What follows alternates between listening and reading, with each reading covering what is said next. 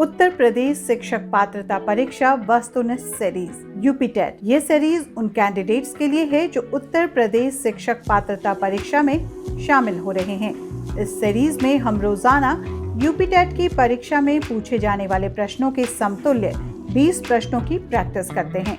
UPTET से संबंधित प्रश्नों का संपूर्ण संकलन प्रभात प्रकाशन की पुस्तकों में दिया गया है। ये पुस्तक NCERT, SCERT एवं उत्तर प्रदेश बेसिक शिक्षा परिषद के दिशा निर्देशों पर आधारित है, जिसे आप Amazon या Flipkart से भी खरीद सकते हैं, जिसका लिंक डिस्क्रिप्शन में दिया गया है। और आज का एपिसोड अब हम शुरू करते हैं। पहला क्वेश्चन है, यदि छात्र कक्षा में आपसे प्रश्न करते हैं तो क्या आप करेंगे? ऑप्शन ए, छात्रों को प्रश्न करने को उत्साहित करेंगे। बी, उनको डांट कर बैठा देंगे। सी, उनको शिक्षण के बाद प्रश्न करने को कहेंगे। डी, प्रश्न के महत्व पर भाषण देंगे। सही जवाब होगा ऑप्शन ए। क्वेश्चन नंबर 2, दृश्य सामग्री का महत्व निम्नलिखित में से किस प्रकार के छात्रों के लिए कम लाभदायक है? ए, जो पढ़ने में सामान्य स्तर के होते हैं।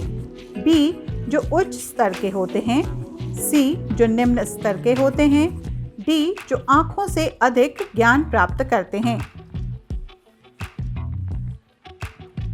सही जवाब होगा ऑप्शन बी। क्वेश्चन नंबर 3, अध्यापक व्यक्तिगत भेदों को किसके द्वारा सबसे उपयुक्त ढंग से माप सकता है? ऑप्शन ए, विद्यार्थियों से निबंध लिखवाकर। बी, विद्यार्थियों को वाद विवाद प्रतियोगिता में भाग दिलवाकर। सी, विद्यालय परीक्षाओं के परिणाम देखने पर। डी, मनोवैज्ञानिक परीक्षण करने पर। और इसका सही जवाब है ऑप्शन डी। क्वेश्चन नंबर 4, शिक्षक का प्राथमिक व्यावसायिक दायित्व है। ए, बालकों का सर्वांगीण विकास। बी, स्वयं का सर्वांगीण विकास। सी, राष्ट्र का सर्वांगीण विकास। डी, विद्यालय का सर्वांगीण विकास। सही जवाब होगा ऑप्शन ए। क्वेश्चन नंबर 5, प्रयोगात्मक अध्ययन निम्न में से किस नियम पर आधारित है? ए, एकल चर नियम पर। बी, पुनरावृत्ति के नियम पर। सी, प्राप्ति नियम पर। डी, प्रयोग पात्र की रुचि के नियम पर। सही जवाब है ऑप्शन ए। क्वेश्चन नंबर 6, पहली कक्षा की भाषा अध्यापिका अपने एक विद्यार्थी के भाषाई विकास के संबंध में चिंतित है क्योंकि ए, विद्यार्थी पठन पाठन में रुचि प्रदर्शित नहीं करता है। बी, विद्यार्थी को घर पर बात करने के बहुत कम अवसर मिलते हैं। सी, विद्यार्थी के माता और पिता की मातृभाषा अलग अलग है। डी, विद्यार्थी अपने साथियों से बहुत झगड़ता है। सही जवाब होगा ऑप्शन बी। क्वेश्चन नंबर 7, बच्चों के बोलना सीखने के संदर्भ में कौन सा कथन सही है? ऑप्शन ए, सभी बच्चों की बोलना सीखने की गति एक समान होती है। बी, बड़े परिवार में बच्चों की बोलना सीखने की गति तेज होती है। सी, निर्धन परिवार से आए बच्चों की बोलना सीखने की गति धीमी होती है। डी, कहने सुनने के अधिक से अधिक अवसर मिलने पर बच्चे बोलना सरलता से सीखते हैं। सही जवाब होगा ऑप्शन डी। क्वेश्चन नंबर 8, विद्यालय या कक्षा में समृद्ध भाषाई परिवेश से तात्पर्य है। ऑप्शन ए, मुख्य धारा की भाषा सुनने के अधिक से अधिक अवसर। बी, बोलने सुनने पढ़ने लिखने के अधिक से अधिक अवसर। सी, एक से अधिक भाषाओं के शब्दकोश की उपलब्धता। बी, अध्यापक को एक से अधिक भाषाओं की जानकारी। सही जवाब होगा ऑप्शन बी। क्वेश्चन नंबर 9, अपने विद्यार्थियों के भाषा संबंधी क्रमिक विकास का आकलन करने के लिए आपकी निर्भरता मुख्य रूप से किस पर है? ए, पोर्टफोलियो के अवलोकन पर। बी, मौखिक कार्य करवाने पर। सी, गृह कार्य की उत्तर पुस्तिकाओं के अवलोकन पर। डी, कक्षा कार्य के अवलोकन पर। सही जवाब होगा ऑप्शन ए। क्वेश्चन नंबर 10, आपके विद्यार्थी पाठ में आए नवीन या अपरिचित शब्दों के अर्थ जान सकें, इसके लिए आप ऑप्शन ए पाठ के अंत में दिए गए शब्दार्थ देखने के लिए कहेंगी, बी शब्दकोश देखना सिखलाएंगी, सी शब्द का अर्थ लिखकर बताएंगी, डी पाठ के संदर्भ में अर्थ समझने की स्थिति पैदा करेंगी। और इसका सही जवाब है option D. Question number 11, when a child learns a language naturally without much practice, it is called option A language generalization, B language adaptation, C language learning, D language acquisition।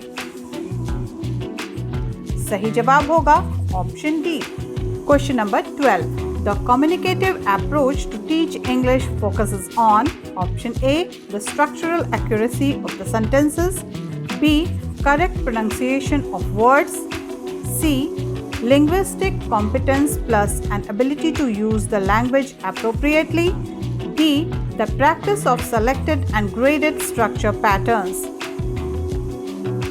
सही जवाब है option B. Question number 13, which one of the following is most important in developing reading skill at primary level? Option A ability to read phrases correctly, B ability to comprehend the text already read, C only knowing the correct order of alphabet, D ability to read words correctly। सही जवाब होगा option B. Question number 14, while reading a learner needs to option A guess the contextual meaning of new words to understand the text, B translate the written symbols into corresponding sounds to grasp their meaning, C perceive and decode letters in order to read words, D understand every word to grasp the meaning of the text। और सही जवाब है option C. Question number 15, diphthongs are A consonant sounds, B double consonant sounds, C vowel sounds, D double vowel sounds। सही जवाब होगा option D. Question number 16, जीव मंडल का संरक्षण निम्नलिखित में से किसके द्वारा सर्वाधिक हुआ है? ऑप्शन ए बाघ परियोजना द्वारा, बी हाथी संरक्षण परियोजना द्वारा, सी मगर संरक्षण परियोजना द्वारा, डी राष्ट्रीय उद्यान एवं अभयारण्य द्वारा। सही जवाब है ऑप्शन डी। क्वेश्चन नंबर 17, वनस्पतियों का प्रयोग मांस पकाने के लिए कब से प्रारंभ हुआ?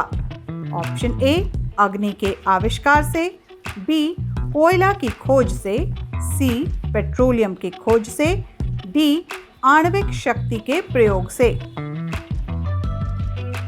सही जवाब है ऑप्शन ए। क्वेश्चन नंबर 18, पर्यावरण को ऊर्जा प्राप्त होती है ए कोयला से, बी पेट्रोलियम से, सी आणविक शक्ति से, डी सूर्य से। सही जवाब होगा ऑप्शन डी। क्वेश्चन नंबर 19, विश्व में जल का सर्वाधिक प्रयोग किसके लिए होता है? ए उद्योग, बी मानव उपयोग, सी सिंचाई, डी धुलाई एवं शौचालय। सही जवाब है ऑप्शन सी। क्वेश्चन नंबर 20 जो इस सेट का आखिरी क्वेश्चन है, स्थलीय पारिस्थितिक तंत्र में निम्नलिखित में से कौन शामिल है? ए लैगून, बी पठार, सी सागर तट, डी नदी का मुहाना। सही जवाब होगा ऑप्शन बी। और इसी के साथ आज का ये सेट यहीं समाप्त होता है। अगले सेट में नए सवालों के साथ जल्द मिलेंगे। तब तक के लिए दीजिए अनुमति। नमस्कार।